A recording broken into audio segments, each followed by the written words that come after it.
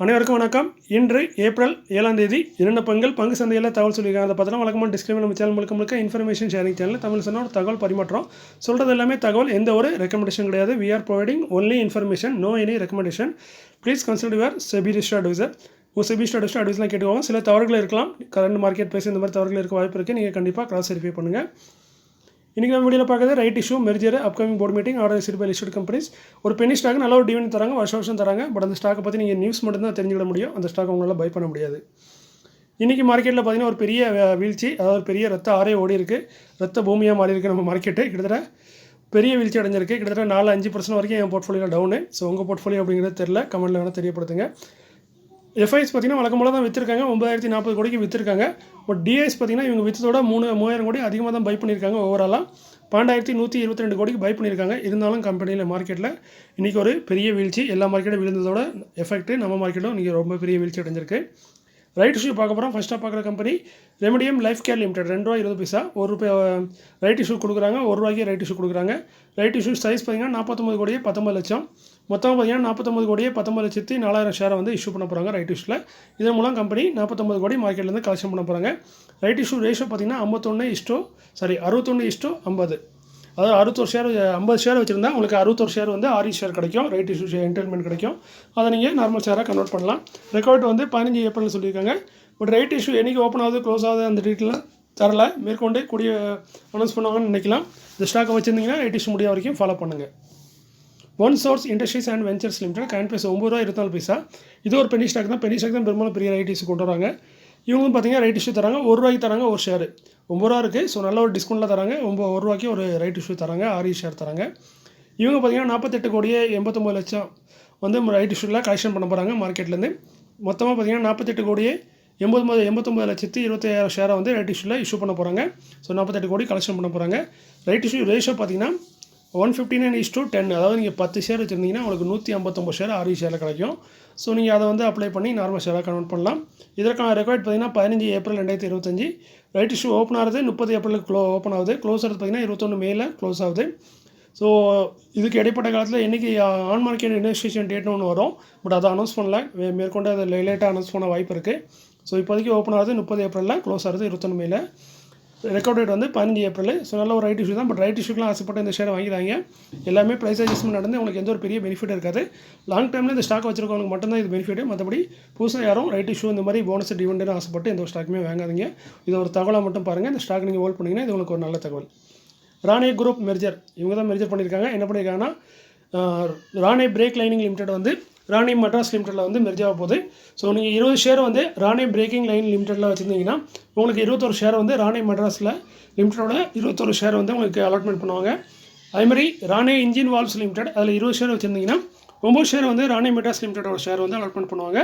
So Rane braking line, Rane engine valves இது ரெண்டுமே இருக்காது. ராணே மெட்ராஸாக மாறிடும், மெட்ராஸ் லிமிட்டடாக மாறிடும்.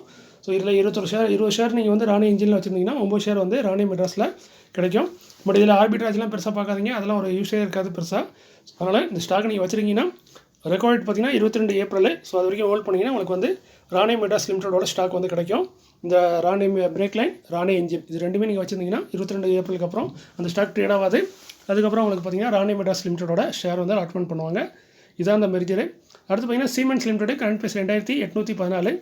இன்றைக்கி தான் 2814. நேற்று இந்த ஸ்டாக் க்ளோஸ் ஆகுது பார்த்தீங்கன்னா 4928 க்ளோஸ் ஆன ஸ்டாக்கு. இன்றைக்கி பார்த்தீங்கன்னா கிட்டத்தட்ட 2800 ஓப்பன் ஆகிருக்கு. கிட்டத்தட்ட பாதிக்கு மேலே வீழ்ச்சி. எங்கே போச்சு இந்த பாதி பணம்னு பார்த்தீங்கன்னா இன்றைக்கி வந்து அவங்க ஸ்பின் ஆஃப் பண்ணியிருக்காங்க, டிமெர்ஜ் பண்ணியிருக்காங்க. அதில் தான் இந்த பிரச்சனை. ஆல்ரெடி நம்ம இதை பற்றி நியூஸ் போட்டிருந்தோம். சீமென்ஸ் லிமிடெட் வந்து சீமென்ஸ் எனர்ஜி இந்தியா லிமிடெட் அப்படிங்கிற ஒரு கம்பெனியை தனியாக பிரித்து எடுக்கிறாங்க, டிமெர்ஜ் பண்ணுறாங்க அந்த ஸ்டாக்கை. அது ஸ்பின் ஆஃப்னு கூட சொல்லலாம் அதை. ஸோ அதனால தான் இன்றைக்கி அது ரெக்கார்ட் டேட்டு எக்ஸ்டேட்டு. ஸோ அதனால தான் இன்றைக்கி அந்த வந்து ஸ்டாக் வந்து பெரிய வீழ்ச்சி அடைஞ்சிருக்கு. அதாவது ப்ரைஸ் அட்ஜஸ்ட்மெண்ட் நடந்திருக்கு. ஏன்னா ஒரு கம்பெனிலேருந்து இன்னொரு கம்பெனியை பிரித்து எடுக்கும்போது அந்த கம்பெனிக்கு உண்டான ப்ரைஸை வந்து இந்த ஸ்டாக்கோட ப்ரைஸில் வந்து அட்ஜஸ்ட்மெண்ட் பண்ணுவாங்க. ஸோ அதுதான் நடந்திருக்கு. இங்கே நீங்கள் பார்க்கலாம், அட்ஜஸ்டட் ப்ரைஸ்னு பார்த்தீங்கன்னா ₹2450 போட்டிருக்காங்க. அதாவது நேற்று க்ளோஸ் ஆனது 4928. பட் அட்ஜஸ்ட்மெண்ட் ப்ரைஸ் பார்த்தீங்கன்னா ₹4250 தான். ₹450 தான் இன்றைக்கி வந்து பார்த்திங்கன்னா அட்ஜஸ்ட்மெண்ட் ப்ரைஸு. கிட்டத்தட்ட ₹2278 வந்து அவங்க வந்து குறைச்சி இது பண்ணியிருக்காங்க. ஸோ புதுசாக வர ஸ்டாக்கோட ரேட் பார்த்திங்கன்னா 2478 இந்த ரேஞ்சில். அது மார்க்கெட் டிமாண்டை பொறுத்து மாறி அன்றைக்கி லிஸ்ட் ஆகும். ஸோ அது லிஸ்ட் ஆகும்போது தெரியும். பட் அது லிஸ்ட் ஆகிறதுக்கு டைம் எடுக்கும். ஸோ அதனால தான் இன்றைக்கி ஸ்டாக்கில் வந்து ஒரு பெரிய வீழ்ச்சி. பட் இந்த வீழ்ச்சிக்கு அப்புறமும் இந்த ஸ்டாக் பார்த்திங்கன்னா இன்றைக்கி 10% கூடியிருக்கு. இன்றைக்கி மார்க்கெட் எவ்வளோ பெரிய வீழ்ச்சின்னு நம்ம எல்லாத்துக்கும் தெரியும். எல்லா பெரிய பெரிய ஸ்டாக்லாம் அடி வாங்கிச்சு. டாட்டா மோட்டர்லாம் 10% வரைக்கும் வீழ்ச்சி அடைஞ்சது. பட் இந்த ஸ்டாக் வந்து இன்றைக்கி 10% அப்பர் சர்க்கிட் போயிருக்கு. இருந்தாலும் ப்ரைஸ் வந்து வீழ்ச்சி அடைஞ்சது வந்து இந்த டீமெர்ஜனால தான். மற்றபடி இன்றைக்கி ஸ்டாக் வந்து அப்பர் சர்க்கிட்டில் தான் போயிருக்கு. அதேமாதிரி இது மாதிரி இன்னொரு ஸ்டாக்கு என்னோட போர்ட்ஃபோலியோவில் உள்ள ஸ்டாக்கு ஸ்ரீ ஓஸ்வால் சீட்ஸ்னு ஒரு கம்பெனி, அது ஒரு பெனி ஸ்டாக்கு. ஸோ அந்த ஸ்டாக்கும் பார்த்திங்கன்னா இன்றைக்கி 10% அப்பர் சர்க்கிட் போயிருக்கு. இப்போ மார்க்கெட் இவ்வளோ பெரிய வீழ்ச்சிலையும் பார்த்திங்கன்னா அந்த பெனி ஸ்டாக் மட்டும் தான் இன்றைக்கி ரொம்ப அப்பர் சர்க்கிட்டில் போயிருக்கு. பட் எனக்கு அது அப்பர் சர்க்கிட்டில் போனாலும் எந்த ஒரு லாபமும் இல்லை. ஏன்னா ஆல்ரெடி அது ஒரு பெரிய லாஸில் இருக்கேன். 50-60% லாஸு. ஸோ 10% லாபங்கிறது எனக்கு ஒரு லாஸ் வந்து குறைஞ்சிருக்கே தவிர என்னோடய ப்ராஃபிட்டுக்கு வரல. ஸோ அடுத்து நம்ம பார்க்கறது எல்லாமே upcoming board meeting make consider, அதாவது முடிவெடுக்க வாய்ப்பு இருக்க மாதிரி சொல்கிறாங்க. ஃபஸ்ட்டாக பார்க்குறது ICICI potential life insurance company limited 540 ரூபா காயின் base 15 April board meeting. Dividend result அறிவிக்கிறாங்க. செக்டார் வந்து லைஃப் இன்சூரன்ஸ் 60 பைசா டிவிடெண்ட் தந்திருக்காங்க போன வருஷத்தில். விடிஎம் லிமிடெட் 199 ரூபா காயின் base 16 April board meeting. Bonus கொடுத்து முடிப்போன்னு சொல்கிறாங்க. நல்லா ஒரு ரிசர்வ் வச்சிருக்காங்க கம்பெனி. ஸோ நல்ல ஒரு போனஸ் தரதுக்கான வாய்ப்புகள் இருக்குது. செக்டார் பார்த்திங்கன்னா அதர் டெக்ஸ்டைல் ப்ராடக்ட்டில் இருக்காங்க விடிஎம் லிமிடெட். இந்த டிவிடெண்ட் நீங்கள் பார்க்க வேண்டிய அவசியம் இல்லை. இது டிவிடெண்டுக்கு ஒன்றும் யூஸ் இல்லைன்னு அதாவது காப்பி பேஸ்ட் மிஸ்டேக்கில் போட்டிருக்கேன். ஸோ நம்மளுக்கு தேவை போனஸ் அனௌன்ஸ் பண்ண போகிறாங்க. Persistent system limited coin base பண்ணி 4569 23 ஏப்ரலில் போர்டு மீட்டிங் இருக்குது. அந்த போர்டு மீட்டிங்கில் டிவிடெண்ட் ரிசல்ட் ரெண்டுமே அறிவிக்க வாய்ப்பு இருக்குன்னு சொல்கிறாங்க. செக்டார் வந்து கம்ப்யூட்டர்ஸ் காஸ்டார் கன்சல்ட்டிங்கில் இருக்காங்க. இந்த வருஷம் ஆல்ரெடி 20 ரூபா டிவிடெண்டாக கொடுத்துருக்காங்க ஜனவரியில். இது 2ஆவது டிவிடெண்டாக இருக்கும். வருஷத்துக்கு 2 டிவிடெண்ட் தரக்கூடிய ஒரு கம்பெனியாக இருக்காங்க persistent system. LT Mindtree limited coin base பண்ணி 4065 23 ஏப்ரலில் போர்டு மீட்டிங் டிவிடெண்ட் ரிசல்ட் அறிவிக்கிறாங்க.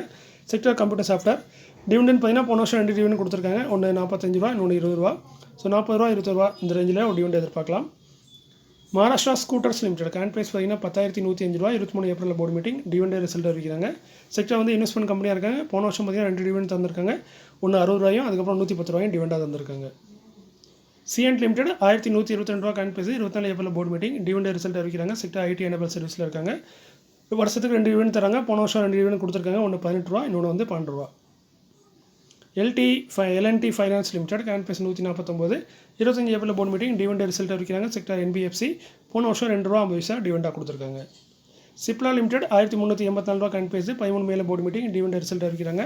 செக்டார் ஃபார்மசூட்டிக்கல் போன வருஷம் 13 ரூபா டிவிடெண்டாக கொடுத்துருக்காங்க. குமின்ஸ் இந்தியா லிமிடெட் 2724 ரூபா காயின் பேஸ் 28 மேல போர்டு மீட்டிங் டிவிடெண்ட் ரிசல்ட் அறிவிக்கிறாங்க. செக்டார் வந்து கம்ப்ரஸர் பம்ப்ஸ் டீசல் இன்ஜினில் இருக்காங்க. போன வருஷம் இந்த வருஷம் ஆல்ரெடி 18 ரூபா டிவிடெண்டாக கொடுத்துருக்காங்க. ஸோ இது 2ஆவது டிவிடெண்டாக இருக்கும் குமின்ஸ் லிமிட்டடோட டிவிடெண்டு. ஸோ பொறுத்திருந்து பார்க்கலாம். த்ரீசக்தி இண்டஸ்ட்ரீஸ் லிமிடெட் 139 ரூபா 2 கோடியே 50 லட்சத்துக்கான ஆர்டர் கிடச்சிருக்கு. கொடுத்தது LNT Larsen turbo limited. Refex renewable and infrastructure limited coin base 624 28 கோடியே 54 லட்சத்துக்கான ஆர்டர் கிடச்சிருக்கு. கொடுத்தது மதுரை சிட்டி முனிசிபல் கார்பரேஷன். 2ஆம் மீடி தான் கோயம்புத்தூர் கொடுத்தாங்க. அதுக்கு முன்னாடி பார்த்திங்கன்னா சேலம் கொடுத்தாங்க. இப்போ மதுரை முனிசிபாலிட்டி கார்பரேஷன் கொடுத்துருக்காங்க. ஸோ தொடர்ந்து ஒரு வாரத்தில் பார்த்திங்கன்னா 3 கார்பரேஷன்லேருந்து கொடுத்துருக்காங்க. ஒன்று மதுரை, சேலம், கோயம்புத்தூர். அதிசாய் லிமிடெட் 177 ரூபா காயின் பேஸ் 1 கோடியே 49 லட்சத்துக்கான ஆர்டர். கொடுத்தது state health assurance society Odisha. Bharat electronics limited 272 ரூபா காயின் பேஸ் 2210 கோடிக்கான ஆர்டர் கிடச்சிருக்கு. கொடுத்தது இந்தியன் ஏர்ஃபோர்ஸ். அடுத்து பார்த்தீங்கன்னா நியூஸ் முடிஞ்சது. வீடியோ ஸ்கிப் பண்ணி ஸ்கிப் பண்ணிட்டு போயிருங்க. இந்த நியூஸ் உங்களுக்கு வந்து பெருசாக பயனுள்ளதாக இருக்குது. இது ஒரு தகவலாக மட்டும் நீங்கள் பாருங்கள். Sustik safe deposit and investment லிமிடெட்னு ஒரு கம்பெனி இருக்குது. இந்த கம்பெனி பார்த்தீங்கன்னா காயின் பேஸ் 11 ரூபா. இவங்க 15 ஏப்ரலில் போர்டு மீட்டிங் இருக்குது. அந்த போர்டு மீட்டிங்கில் டிவிடெண்ட் ரிசல்ட் ரெண்டுமே அறிவிக்க வாய்ப்பு இருக்குன்னு சொல்லியிருக்காங்க. டிவிடெண்ட் வழக்கம் போல தருவாங்க. பட் எவ்வளோ பார்த்தீங்கன்னா இவங்க ரெகுலராக டிவிடெண்ட் பார்த்தீங்கன்னா 1 ரூபா டிவிடெண்டாக தராங்க. ஸோ 11 ரூபா ஸ்டாக்கு 1 ரூபா டிவிடெண்ட்னா பார்த்துக்கோங்க. கிட்டத்தட்ட 8லேருந்து 9% வந்துடும் உங்களுக்கு. வருஷம் கொடுக்குறாங்க. கிட்டத்தட்ட 2007 2022 2லேருந்தே 1 ரூபா வருஷம் கொடுத்துட்டே இருக்காங்க. எந்த வருஷமும் மிஸ் பண்ணாமல் 2007லேருந்து. ஸோ பார்த்துக்கோங்க. ரெகுலராக தரக்கூடிய ஒரு கம்பெனி. பட் என்னென்னா அந்த ஸ்டாக் ட்ரேடே ஆகாது. மொத்தமாக 71 பேர் தான் அந்த ஸ்டாக்கை ஹோல்ட் பண்ணுறாங்க. ப்ரொமோட்டர்லாம் சேர்த்து மொத்தமே 71 பேர்கிட்ட தான் அந்த ஸ்டாக் இருக்குது. மொத்தம் மார்க்கெட்டில் இருக்க ஸ்டாக்கே பார்த்தீங்கன்னா 2,40,000 ஸ்டாக் தான் மார்க்கெட்டில் சர்க்குலேட்டில் இருக்குது. அதுவும் எல்லாமே அந்த 71 பேர்கிட்ட தான் இருக்குது. அவங்க யாரும் விற்க போகிறதில்ல. கடைசியாக ட்ரேடிங் நடந்தது போன ஜனவரி 2024 தான் 1100 குவான்டிட்டி ட்ரேடிங் நடந்திருக்கு. அது 2 ட்ரேடு தான் நடந்திருக்கு. ஸோ அவங்களுக்குள்ளே கொடுத்து வாங்கியிருப்பாங்கன்னு நினைக்கிறேன். ஸோ இந்த ஸ்டாக் வந்து சீக்கிரம் பயப்பட முடியாது. வழக்கமாக நீங்கள் டப்பாராட்டுவில் கேள்விப்பட்டிருப்பீங்க. இனிமேல் டப்பாராட்டு பேரில் கேட்டால் நிறைய பேருக்கு கோவம் வரும். அந்த ஸ்டாக்கே வாங்க முடியாது. அதை பற்றி பேர் எடுக்காதீங்கன்னு.